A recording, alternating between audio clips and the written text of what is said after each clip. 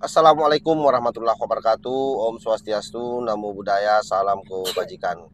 Kembali bersama 90 TV dari Buta Pandita Lupi Kabupaten Bulukumba. Kali ini kita ada di kawasan pesantren Al-Ikhlas, lagi menjemput anggota ya, yang kebetulan hari ini itu memang penjemputan. Jadi pagi-pagi kita dari setengah 7 sudah ada di sini parkir, menunggu antrian untuk bisa keluar dari kawasan pesantren.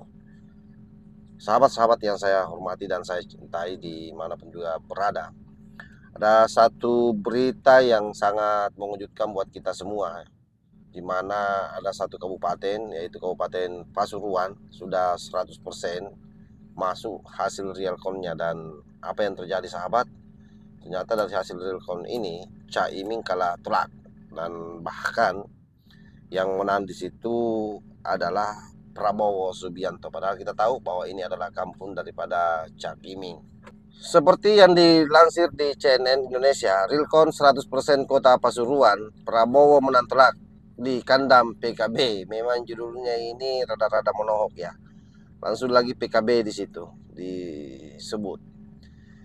Jakarta, CNN Indonesia, Realcon KPU Pilpres 2024 di Kota Pasuruan, Jawa Timur yang dipublikasikan di situs Pemilu 2024 KPU Go ID sudah mencapai 100%, artinya semua sudah masuk.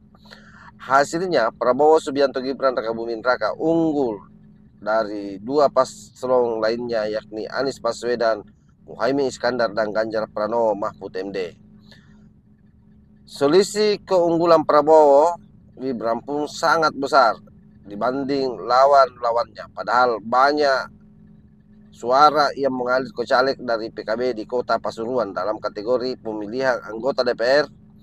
Diketahui PKB adalah pengusung Anies Baswedan Muhaimin Iskandar di Pilpres 2024. Nah, inilah bukti yang saya pernah sampaikan bahwa memang betul PKB itu digandrungi oleh banyak orang sebagai partai yang dilahirkan oleh Nahdlatul Ulama.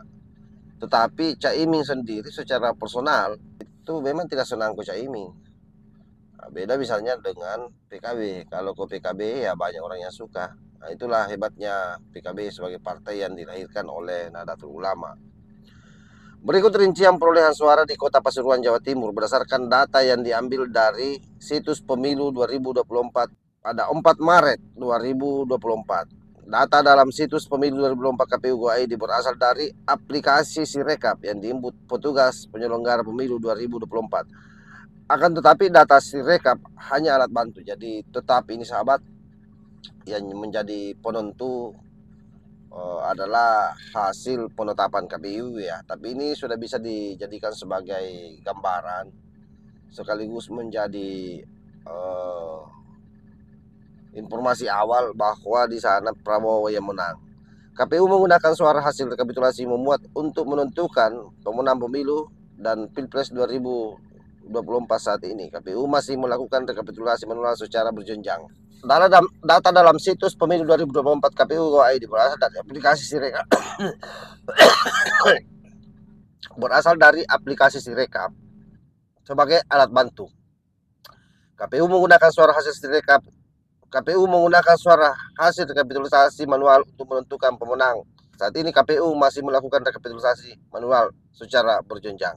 Nah, itulah fakta ya yang tidak bisa dibantah oleh Caimin, bahwa memang pada dasarnya Caimin secara personal itu tidak terlalu digandrungi oleh orang-orang NU. Ya mungkin karena efek daripada dulu Caimin ini dianggap orang yang melawan Gus Dur, sehingga apapun yang dilakukan Caimin itu terkesan dipaksakan semua. Bahkan ketika dia kerjasama dengan Anies Baswedan, menerima paket sebagai cawapres mendampingi Anies Baswedan, itu sangat pragmatis. Kenapa saya bilang sangat pragmatis? Karena Muhaimin sendiri sudah tahu bahwa partainya adalah partai yang dilahirkan oleh Nahdlatul Ulama. Sementara orang-orang yang berdiri di belakang Anies Baswedan itu notabene-nya banyak dari kalangan Islam ekstrim ya, yang radikal itu yang selalu mau mendirikan negara khilafah. Nah, hal inilah yang membuat saya kira banyak orang NU yang meradang dan meninggalkan Caimin. Saya kira itu yang saya sampaikan kepada sahabat-sahabat. Wallahul muwaffiq ila aqwamit thoriq. Wassalamualaikum warahmatullahi wabarakatuh.